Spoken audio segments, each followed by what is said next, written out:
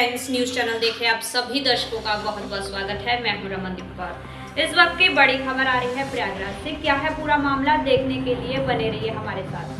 Nipah virus एक खतरनाक virus है जो चमगादड़ और सुअर से फैलता है, जिसने दस्तक दे दी है और अब केरल के कोच्चि में एक आदमी से प्रभावित हुआ है, जिसको देखते हुए देश भर में जिला स्वास्थ्य प्रशासन ने कमर कस ली है। वहीं प्रयागराज में भी इसको देखते हुए पूरी तैयारी कर ली। डॉक्टर फिरोज बताते हैं कि चमगादड़ के कुतरे हुए फल को खाने से बचें तथा अपने बाथरूम की बाल्टी वगैरह साफ रखें और साथ ही चेहरे को कवर कर रखें और अपने घर के आसपास सफाई रखें। और निपा वायरस के शुरुआती लक्षण में बुखार, सिर दर्द, मलेरिया की अचानक शुरुआत, उल्टी, सूजन, विचलित होना और मानसिक भ्रम शामिल है। और अपने आसपास सफाई का खास ध्यान रखें। आइए सुनाते हैं क्या कहना है डॉक्टर फिरोज का। सबसे पहले तो निपा वायरस एक ऐसा वायरस है जो अभी केरल में पाया गया है। इसमें संक्रमित एक व्यक्ति पाया गया है और अभी तक हमारे यहाँ हमारे प्रदेश में और हमारे शहर में इसकी तैयारी सब कंप्लीट कर ली गई है।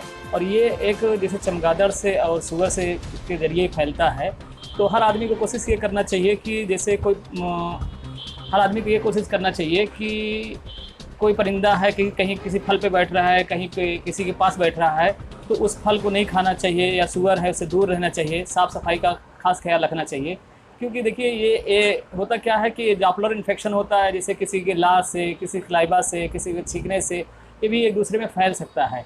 तो कोशिश ये करना चाहिए, साफ़ सफाई रखना चाहिए। अगर इस तरह के कुछ जानवरें हैं तो उससे थोड़ा सा दूर ही बचाव को रखना चाहिए, जिसके वजह से हम लोग आसानी से इससे बचे जा सकते हैं। पता चलने के सिम्टम्स क्या हैं? देखिए ऐसा होता है कि इसमें भी बहुत जो सिम्टम हैं वायरल लगभग सब कॉमन होते हैं, जैसे बुखार आना, नर्वस सिस्टम पे क्या कहते हैं इफेक्ट पड़ना, इस तरह की चीज़ें हैं जिसमें क्या कहते हैं उसको देखने के लिए फिर अलग अलग तरह के टेस्ट होता है, जिसके टेस्ट करा के फिर हम लोग जानते हैं कि इसमें क्या किया जा सकता है।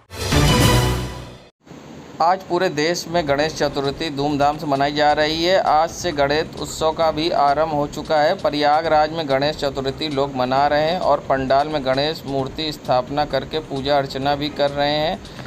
कोरोना काल को देखते हुए किसी प्रकार का कोई सांस्कृतिक कार्यक्रमों का आयोजन पंडालों में नहीं किया जाएगा। साथ ही जो श्रद्धालु आएंगे उनको कोरोना गाइडलाइन का पालन करना होगा। करेला बाग कॉलोनी में लगाए गए पंडाल के आयोजनकर्ताओं ने बताया कि इस बार गणेश की छोटी सी मूर्ति स्थापित की गई है और गणपति जी को पसंद करने के लिए एक महायज्ञ भी किया जाएगा, जिसमें भगवान गणेश से संपूर्ण देश, समाज और प्रयागराज को संक्रमण कोरोना से मुक्त करने की प्रार्थना की जाएगी। प्रथम पूज्य भगवान गणेश की ये आराधना की जाएगी कि ये प्रयाग सहित संपूर्ण विश्व को कोरोना से मुक्त करें और सभी को संक्रमण से मुक्ति दिलाएं। अब की हम लोग करेला बाग कॉलोनी में 21वां वर्ष का आयोजन हो रहा है और जो कि कोरोना संक्रमित इस समय चल रहा है, उसको देखते हुए हम लोगों ने बहुत ही इसको विधि विधान से पूजा कर रहे हैं और बाकी सभी सांस्कृतिक कार्यक्रम में इसको नहीं किया जा रहा है।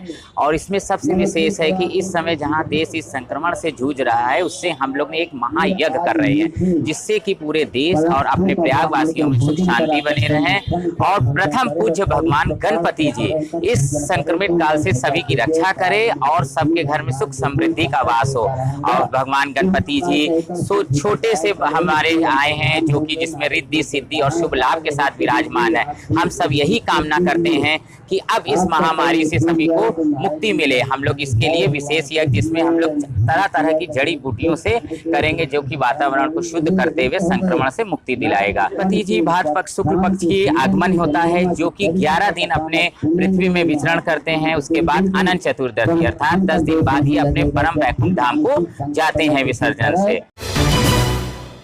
क्या आपको मालूम है अकबर इलाहाबादी कौन थे? तो जानिए हमारे साथ।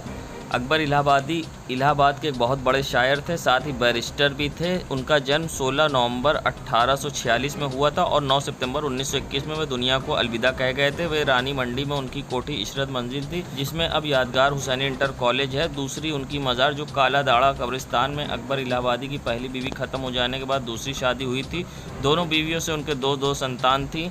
एक बेटे का निधन हो गया तो बाकी विदेश पढ़ने चले गए और उनकी बेटी बंटवारे के वक्त पाकिस्तान जा बसी।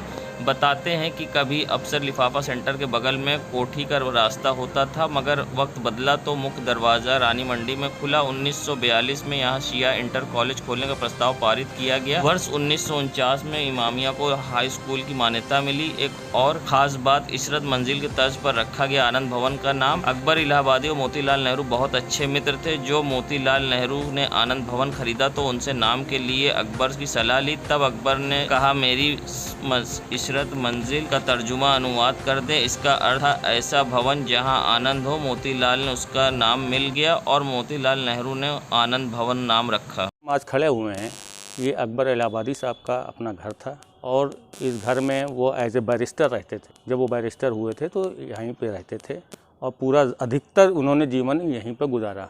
उनके देहांत के बाद ये फिर यादगार हुसैनी इंटर कॉलेज के नाम से, जो आज पूरे इलाहाबाद में इसका नाम है, जो मज़ाह के शायर थे, वो कटाक्ष करते थे ये कि वो सिस्टम में रह के सिस्टम की मुखालफत करते थे, जो थोड़ा सा मुश्किल काम। जो इशरत मंजिल का मामला है, मोतीलाल नेहरू जी ने उनसे आकर इच्छा जाहिर की कि मैंने एक मकान ख़रीदा, मैं चाहता हूँ उसका नामांकन आप करें।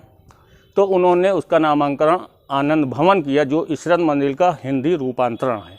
सैयद हसन संगम नगरी प्रयागराज, जहां अब सरकारी नियम का उल्लंघन सरकार के ही विभाग के लोग करने लगे हैं। ये नज़ारा है, आप देख सकते हैं कि बस में किस तरह से लोग भरे हुए हैं और लोकल बस सर्विस में लोग किस तरह से भर के जा रहे हैं। ना चेहरे पे मास्क है और सोशल डिस्टेंसिंग तो दूर दूर तक नहीं है और नियम कानून की जमकर धज्जियाँ उड़ाई जा रही हैं और ज़िम्मेदार अनजान बने हैं और कोरोना की तीसरी लहर का खतरा सर पर मंडरा रहा है, जिसको लेकर लोग अनजान बने हुए हैं। संगम नगरी प्रयागराज, ये करेली की सड़कों का नज़ारा है, जहां पर आप देख सकते हैं 12 मार्केट के पास किस तरह से गौवंश सड़क पर टहल रहे हैं, मगर यहां पर नगर निगम को इसकी परवाह नहीं है। आप देख सकते हैं गौवंश सड़क किनारे कूड़ा खाने को मजबूर हैं और लाखों रुपए योगी सरकार के खर्च करने के बाद भी सड़क पर गौवंश को टहलना घूमना पड़ रहा है और नगर निगम सपनों पर पानी फेर रहा है। योगी सरकार द्वारा कई गौशाला बनाई गई, उसके बावजूद भी यहाँ सड़क पर करेली में इस तरह से जानवर आप देख सकते हैं, आवारा पशु किस तरह से सड़क पर टहल रहे हैं और गौवंश सड़क पर कूड़ा खा रहे हैं, मगर जिम्मेदार अनजान बने हैं और सीएम योगी की लाखों रुपए बर्बाद हो रहे हैं। आखिर वो पैसा जा कहाँ रहा है, ये अपने आप में एक बड़ा सवाल है जो गौवंश के लिए आया।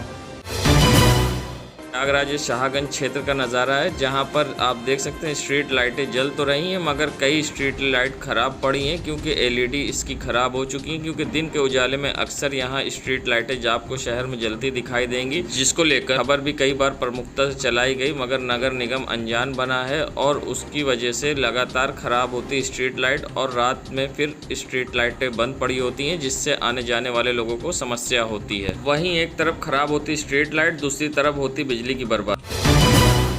संगम नगरी प्रयागराज में रामबाग चौराहे करीब एक बाइक और ट्रक की भिड़ंत में 2 लोग घायल हो गए। बताया जा रहा है तेज़ रफ्तार से आ रही ट्रक ने बाइक से टक्कर हो गई, जिसमें दंपत्ति पति पत्नी घायल हो गए। मौके पर तत्काल पुलिस ने पहुंचकर दोनों को उठाया और किनारे ले गई और साथ ही ट्रक को हिरासत में ले लिया है और पुलिस अब जांच में जुट गई है और साथ ही दोनों घायल को अस्पताल उपचार के लिए भेज दी। संगम नगरी प्रयागराज में जहां राष्ट्रपति के आगमन को लेकर जगह जगह तेज़ी से तैयारियां जारी हैं, तो वहीं आज नगर निगम के द्वारा अभियान चलाया गया और जगह जगह से लगे पोस्टर हटाए गए, जिसमें समाजवादी पार्टी के भी कई जगह से नगर निगम द्वारा पोस्टर हटाए गए। आप देख सकते हैं किस तरह से नगर निगम के द्वारा अभियान चलाया गया है और सारे शहर में लगे पोस्टरों को हटाया जा रहा है। वहीं शहर से ज़्यादातर लगी होर्डिंग पोस्टर हटाए गए। देश दुनिया की खबरों के लिए world media times news channel को सब्सक्राइब करें।